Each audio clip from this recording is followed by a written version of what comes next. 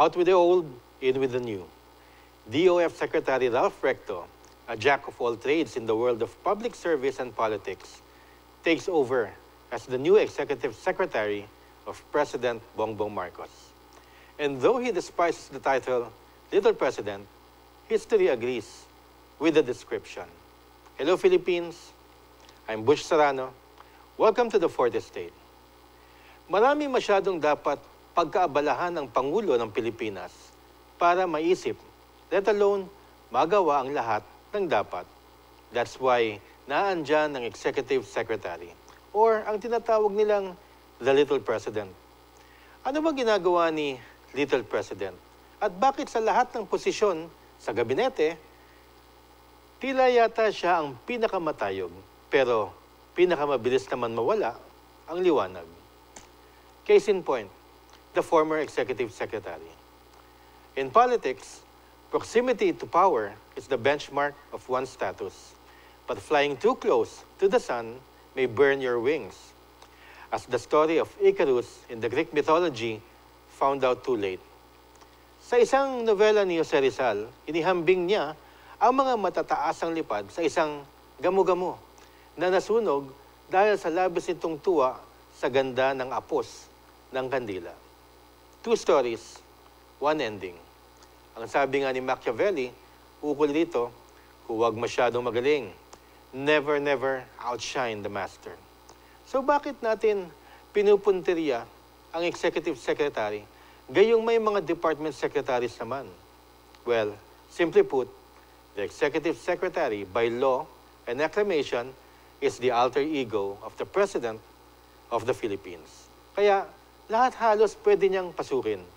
Depende na lang kung sino si Executive Secretary at gaano kalawak impluensya niya sa presidente niya. Kaya niyang pasukin ang anumang issues at ang kilos niya ay sinasanto na parang kilos ng presidente. Pakinggan ninyo ang duties and responsibilities niya. Number 1, directly assist the President in the management of the affairs of the government of the Philippines. 2, implement presidential directives, orders, and decisions.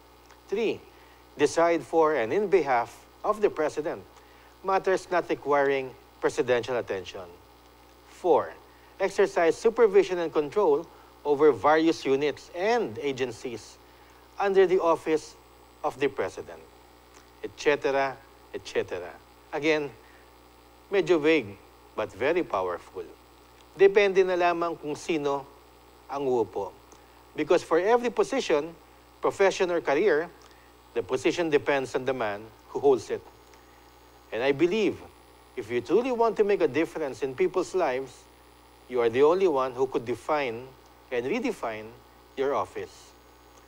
And so enter Ralph Recto, Secretary of the Department of Finance, former 3-term senator, NEDA director, economist, conservative politician, scion to a political name, and supreme technocrat.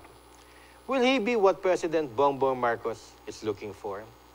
A jack of all trades to help him fix government morale and the people's growing anger at people in public service. In Philippine history, the very first executive secretary to President Manuel L. Quezon was lawyer Jose Vargas. He was ideal for the position. Strong conviction to do the right thing with quiet demeanor. He rose to great heights.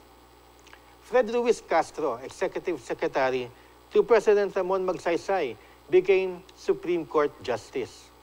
The first to do so, followed by Chief Justice Lucas Bersamin, erstwhile Executive Secretary, now replaced by Senator Secretary Ralph Recto.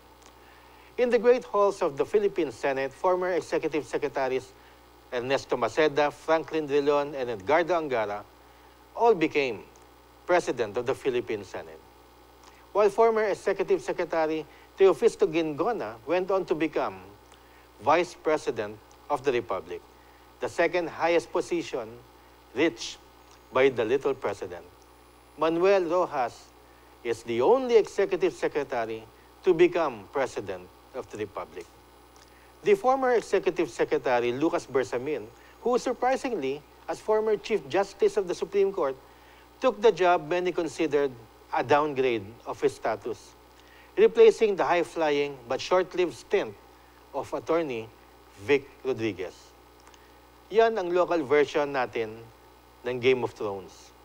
Perhaps the most memorable and successful stint ever by an executive secretary was that of President Bongbong Marcos's father, President Ferdinand E. Marcos Sr., who knew how to find talent and the smartest men and women to work for his cabinet. His executive secretary, Rafael Salas, whom many considers as the best executive secretary in Philippine history. He was Apo Lakay's golden boy. However, his name no longer evokes the grandeur of old politicians, nor does it ring a bell to the millennials of the present generation. But to me, as a writer and a student of politics, he was a true technocrat. Not a bureaucrat, but a working executive secretary. And he remains as one of the most successful who's ever held the position.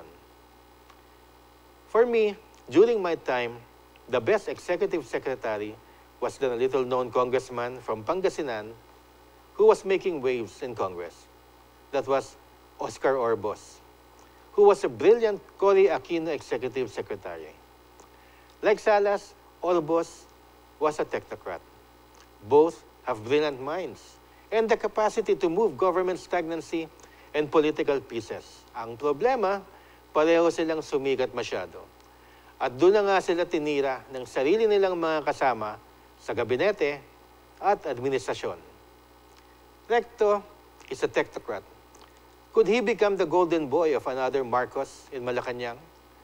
For students of politics, outshining not only the master, but department secretaries as well, is a foreboding warning to any incoming executive secretary. Ang matatayog, pilit ibabagsak. Yan ang Philippine Politics 101. Recto is now in the hot seat, center fire. Ganun pa man, hindi natin masasabi ang haba o iksi ng panahon na tayo'y bibigyan ng oportunidad na magsilbi. Recto, as proven in the past, will make the most out of it. He just might be the hero who will save this administration. As they say in politics, do your best, and God will take care of the rest. I'm Butch Serrano, and this is the Fourth Estate. See you next week.